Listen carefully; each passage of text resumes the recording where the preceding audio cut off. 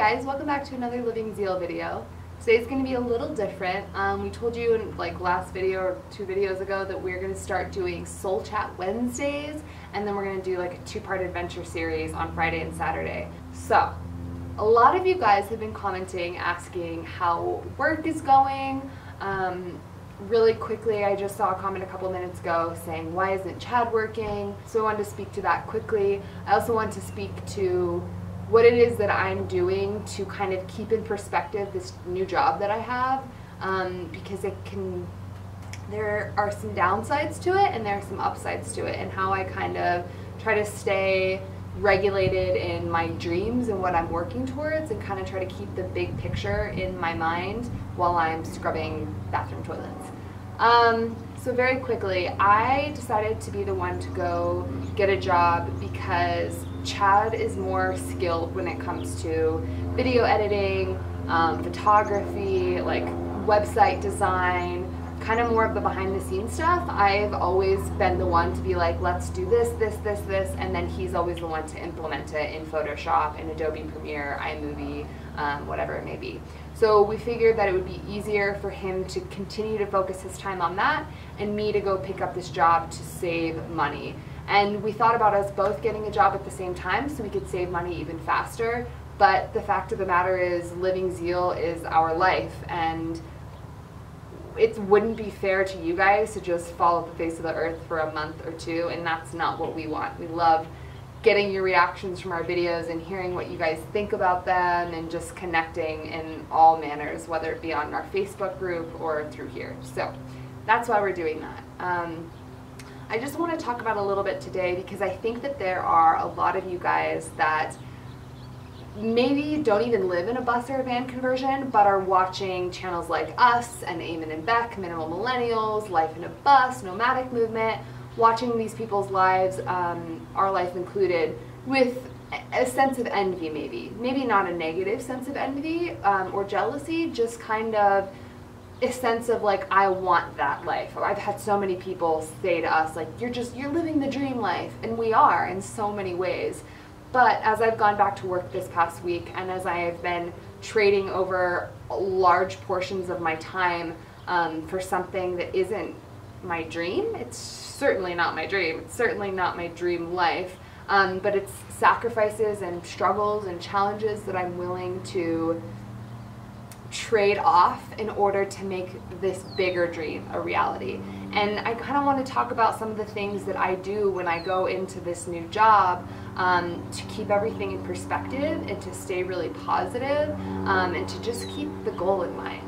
So this new place that I'm working, I'm serving, and if you have ever served, then you know it's tough work. Honestly, it's labor intensive. It's exhausting to be on your feet running around all day. It's kind of meh to be dealing with dirty food and dirty plates and bathroom stalls and all that kind of good stuff. It's not always the most glamorous, but it can be very lucrative, and there's oftentimes a really awesome community in restaurants that I've noticed, and I really love everyone that I've met this past week and I'm going to be working with, so that's been really great. But some of the things that I do to keep in perspective, in particular, part of my side work one of these days this past week was scrubbing bathroom toilets, mirrors, sinks, inside the floor, taking the trash out, kind of that sort of tedious stuff that is certainly not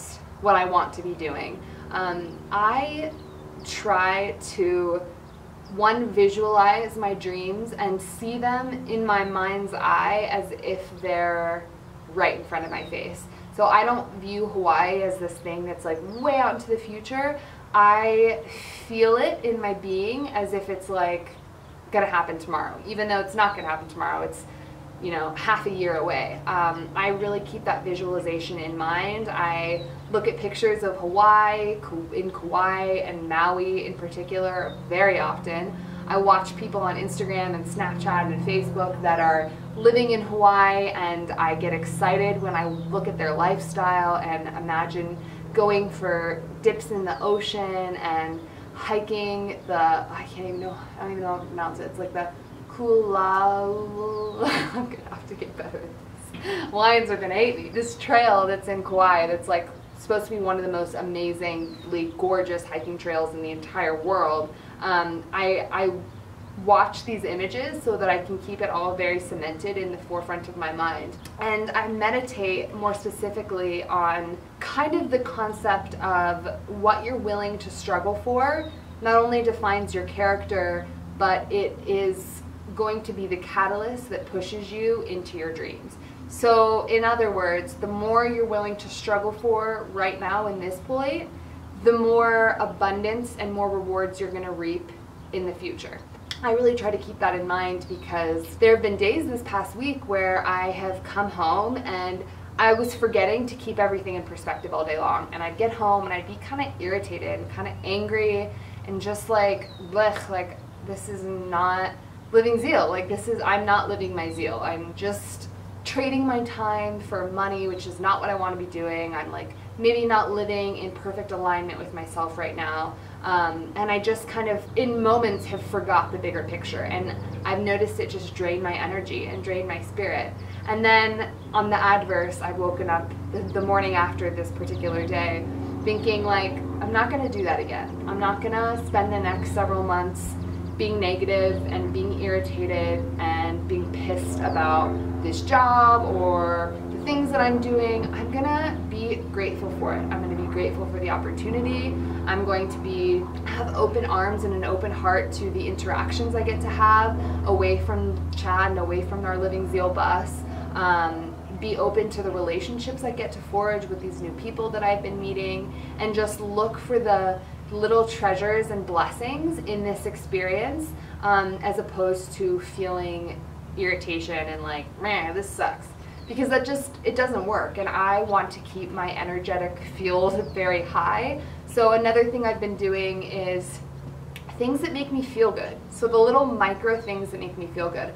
Obviously, while I'm working like an 8-9 hour shift, I can't stop and like go do some yoga or whatever. But I can go to the bathroom and do like 60-second meditation, or go drink my water bottle and take some really calming deep breaths. Or I've been waking up really early, around like 4:30 every morning, so that I can get up and do like a 20-minute yoga practice in the morning. So these little tiny things to keep everything in perspective and to keep my happiness high and to not just allow my spirit to be completely drained.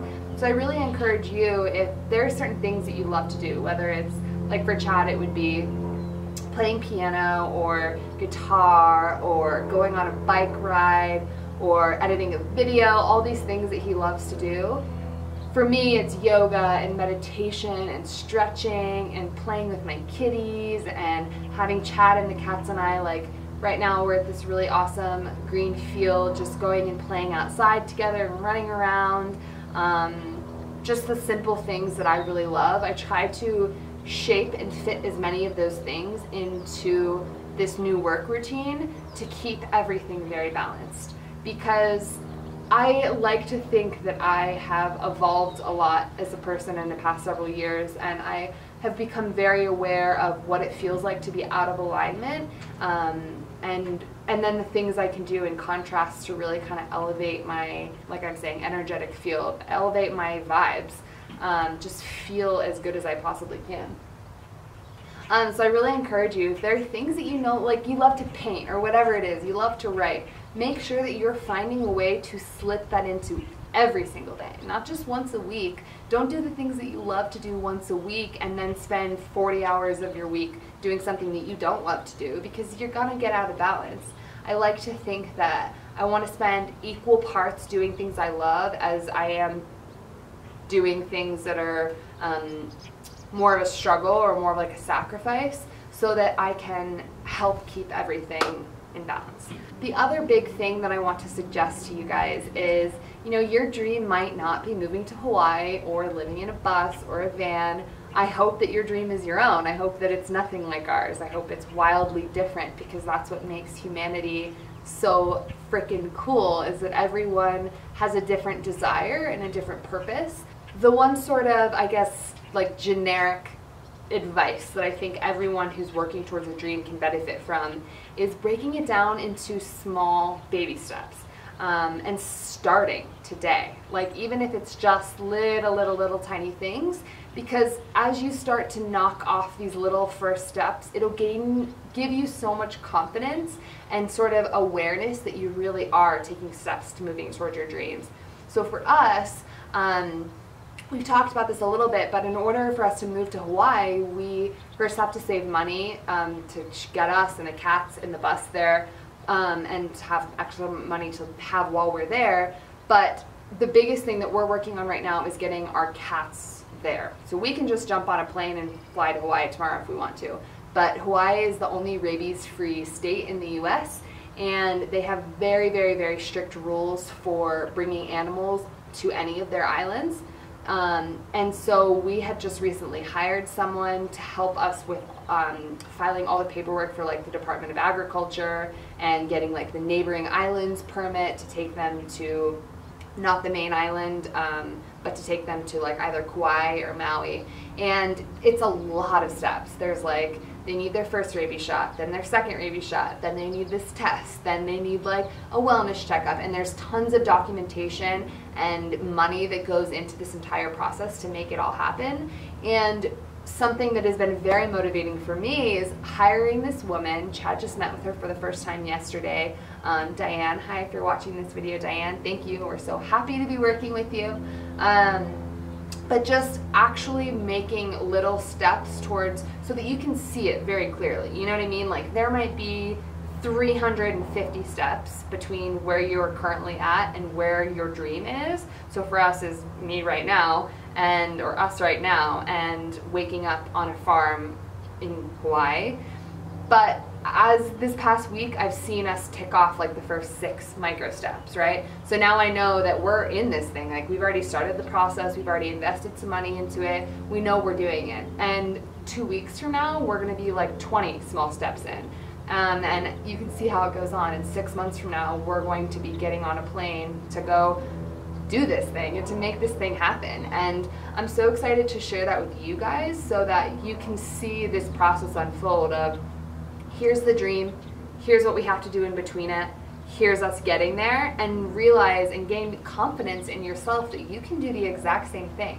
Chad and I are not like crazy, talented, super unique individuals. Like, we're just people just like you, and we're people who had a vision of what we wanted to do for our life and started executing in little tiny ways and started making decisions that were very in line with ourselves. I feel like a big mistake that a lot of people make when they're working towards a dream is talking to a lot of different people about it and getting a lot of people's input on whether or not they think other people think it's a good idea, rather than just trusting your gut. You know what I mean? Like, I used to always be the type of person who would have a great idea, like, I want to move into a bus. And I talked to my mom about it, I talked to my cousin JD about it, I talked to my cousin Becca about it, talked to my best friends Ashley and Shelby. Like, I talked to a lot of different people, my brother, Kamal, and see, like, do you guys think this is a good idea? And kind of gauge people's feedback. And if it turned out that a lot of people were like, I don't know, Zaynah, that seems kind of crazy, oftentimes I would be like, you know what, maybe it is crazy. And I would completely disconnect from like my gut instinct.